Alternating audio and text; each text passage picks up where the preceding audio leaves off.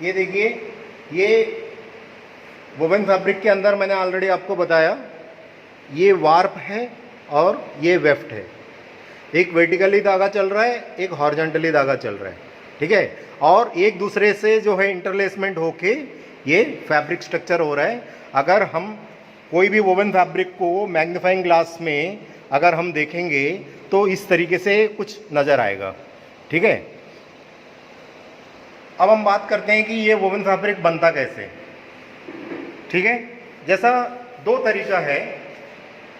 पहला ये है कि हमारे पास कोई फैब्रिक सैंपल आ गया और मेरे पास ऑर्डर आया कि ये मेरा फैब्रिक है, और सेम ऐसा ही फैब्रिक जो है 5000 मीटर या 10,000 मीटर का मेरे पास ऑर्डर जो है मिलता है, उसको जो है हम फिर बनाते हैं। दूसरा तरीका ये है कि खुद अपने आप जो है कोई डिज़ाइन जो है हम क्रिएट करते हैं, कोई फैब्रिक का जो है डिज़ाइन हम क्रिएट करते हैं कि कहाँ पे उसका एंड यूज़ है, क्या पर्पज़ है, ठीक है। उसके ऊपर जो है डिपेंड होता है कि उसका जो स्ट्रक्चर है फैब्रिक का, क्या क्या होना चाहिए उस फैब्रिक के अंदर, उसको हम डिज़ाइन करते हैं, ठीक। मान लीजिए हमारे पास ये सैंपल आ गया कि 10,000 मीटर जो है मुझे कपड़ा तैयार करके देने के लिए, तो हम क्या करते हैं, सबसे पहले इस फैब्रिक को हम एनालिसिस करते हैं, ये है क्या इसके अंदर, ठीक है। इसकी फैब्रिक की स्पेसिफिकेशन की हम जानकारी लेंगे, तभी जो है हम सेम कपड़ा जो है हम बना के दे पाएंगे वीविंग के अंदर।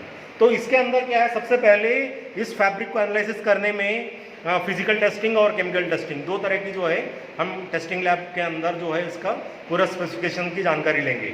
जैसा कि आप देखिए यहाँ पे फैब्रिक स्पेसिफिकेशंस के अंदर पहला जो है वार्प, इसके अंदर क्या काउंट यूज़ हो रहा है, वेफ्ट काउंट क्या है और उसका ब्लेंड क्या है, मतलब कॉटन है, पॉलिस्टर है, विस्कोस है, कौन सा मटेरियल है।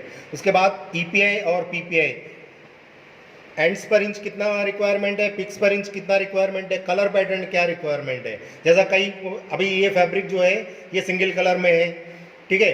कई मान लो शर्टिंग, कई फैब्रिक आते हैं उसमें चेक्स होते हैं, कई लाइनिंग स्ट्राइप्स होते हैं, तो ये कलर पैटर्न क्या रिक्वायरमेंट है, वीव क्या रिक्वायरमेंट है, और फैब्रिक विड्थ क्या रिक्वायरमेंट है, मोनोग्राम क्या है। मोनोग्राम किसको बोलते हैं, ये जो ब्रांड नेम जो लिखा हुआ आ रहा है ना फैब्रिक का किनारा, जैसा भी इसमें लिखा हुआ पीटी, तो दिस इज कॉल्ड मोनोग्राम, ठीक है।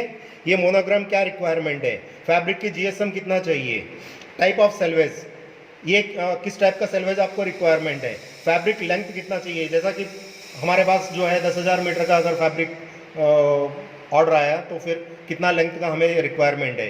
ये सब की जानकारी जो है वो इस फैब्रिक को टेस्टिंग लैब में भेज के टेस्ट करने के बाद ही जो है पता चलता है। ऐसा कोई देख के जो है कोई दुनिया में नहीं बता सकता है कि ये इस काउंट का है या इसके अंदर ये कॉटन है, पॉलिस्टर है या विस्कोस है, कौन सा मटेरियल है, कोई देख के या फील करके नहीं बता सकता। इसके लिए जो है फिजिकल लैब और फिजिकली और केमिकली जो है उसको टेस्ट करना पड़ता है कि इसके अंदर जो धागा यूज़ हो रहा है वो किस काउंट का धागा यूज़ हो रहा है और वो कौन सा धागा है, मतलब कॉटन है, पॉलिस्टर है, विस्कोस है। वो केमिकल टेस्टिंग करके उसका ब्लेंड रेशियो निकाल के तब पता लगता है कि ये कौन सा मटेरियल है, ठीक। ऐसा ही इसके अंदर 1 इंच के अंदर कितने एंड्स है, वार्प की धागे कितने 1 इंच के अंदर, ऐसा ही पिक्स पर इंच 1 इंच के अंदर पिक्स कितने हैं, वेफ्ट की धागे कितने हैं।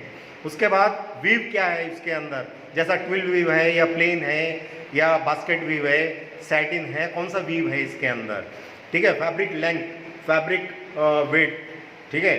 उसके बाद जो है मोनोग्राम, जो मैंने आपको ऑलरेडी बताया, जो फैब्रिक के किनारे में ब्रांड नेम जो लिखा हुआ आता है that is called monogram. Monogram क्या रिक्वायरमेंट है, सेल्वेज, जो किनारा जो होता है वो किस टाइप का सेल्वेज चाहिए, जो प्लेन सेल्वेज चाहिए, जो हेयर पिन सेल्वेज बोलते हैं, या कई बार टकडिन सेल्वेज मांगते हैं, कोई लिनो सेल्वेज मांगते हैं, ठीक है। किस टाइप का सेल्वेज की रिक्वायरमेंट है। उसके बाद कलर पैटर्न, जैसा अभी ये शूटिंग का कपड़ा है, इसके अंदर एक ही कलर है। अगर शर्टिंग की बात करें तो कई बार जो है स्ट्राइप्स भी आ सकते हैं या चेक्स भी आ सकते हैं, ठीक है। तो कलर पैटर्न क्या रिक्वायरमेंट है, इसकी सबकी जानकारी होने के बाद फिर हम क्या करते हैं, सबसे पहले कैलकुलेशन करते हैं कि पर्टिकुलर इस फैब्रिक अगर 10,000 मीटर बनाना है तो मेरे को यार्न कितना रिक्वायरमेंट है, वो भी कलर वाइज, ठीक है। यार्न क्या कितना रिक्वायरमेंट है उसकी कैलकुलेशन करना पड़ता है कि 10,000 मीटर में कितने किलो धागा मुझे लगेगा ताकि मैं स्पिनिंग से या मार्केट से मैं प्रोक्यूर कर सकूं और उसके बाद जो है यहाँ पे प्रोसेस शुरू करूँ। क्योंकि मैं ये सब चीज़ इसलिए मैं आपको समझा रहा हूँ कि प्रोसेस समझने से पहले बेसिक चीज़ें आपको मालूम होना चाहिए कि क्या क्या रिक्वायरमेंट है, क्या क्या जानकारी होने के बाद जो है हम फैब्रिक मैन्युफैक्चरिंग कर सकते हैं। और ये सब जानकारी के बगैर जो है हम सेम कपड़ा नहीं बना सकते। इसकी जो है पूरा इस फैब्रिक के बारे में हमें फिजिकली और केमिकली उसको टेस्ट करने के बाद ही फिर हम उसको एज सेम जो है हम कॉपी कर पाएंगे, उसको सेम कपड़ा जो है हम बना पाएंगे। ठीक है, अब मैं प्रोसेस के बारे में आपको बताऊंगा। ठीक है, जैसा वीविंग फ्लो चार्ट के अंदर आप देखेंगे, in case of warp is single play yarn, अगर हमारा जो वार्प है, जो ताना में जो धागा यूज हो रहा है, अगर वो सिंगल प्ले धागा है, सिंगल प्ले और टू प्ले के बारे में मैंने ऑलरेडी आपको स्पिनिंग में समझाया। अगर हमारा सिंगल धागा है, सिंगल प्ले धागा है, तो इसका जो प्रोसेस होगा, winding, direct warping, sizing, drawing in, beam getting, loom, doffing, inspection, mending, grading and packing, ये पूरा हमारा वीविंग का फ्लो है। ठीक है, अगर warp is, in case warp is double play yarn, अगर हमारा जो वार्प है वो अगर टू प्ले यार्न है, डबल प्ले है, तो उसमें जो है फिर क्या होगा, जो हमारा flow, winding, sectional warping, drawing in, beam getting, loom, doffing, inspection, mending, grading and packing, ये हमारा प्रोसेस है। इन दोनों में क्या डिफरेंस है, आप देखिए ध्यान से, यहाँ पे वाइंडिंग के बाद डायरेक्ट वार्पिंग, साइजिंग, उसके बाद ड्राइंग इन है। यहाँ पर टू प्ले के अंदर वाइंडिंग के बाद सेक्शनल वार्पिंग, ड्राइंग इन, मतलब ये दो प्रोसेस है, यहाँ पे सिंगल प्रोसेस है। इन दोनों में क्या डिफरेंस है, अगर हमारा वार्प में सिंगल प्ले धागा है तो उसको हमें साइजिंग करना पड़ेगा। क्यों, सिंगल प्ले धागा जो है वो धागा टूटने की टेंडेंसी ज़्यादा है, क्योंकि मशीन पे जब उसको हम कपड़ा बुनाई करते हैं, कपड़ा बनाते हैं, तो उस समय क्या, कई मेटल पार्ट्स के थ्रू जो है वो धागा जो है गुजरता है।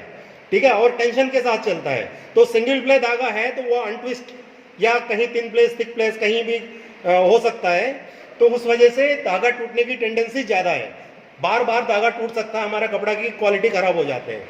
तो उसके लिए हम क्या करेंगे, डायरेक्ट वार्पिंग मशीन पे बीम बनाएंगे, उसके बाद उस बीम को साइजिंग मशीन पे ले जाके उसको साइजिंग करते हैं। जैसा कि एक एग्जांपल देता हूं मैं आपको, कि काइट फ्लाइंग, हम पतंग उड़ाते हैं, उस पतंग की धागा के ऊपर जो है हम माजा चढ़ाते हैं।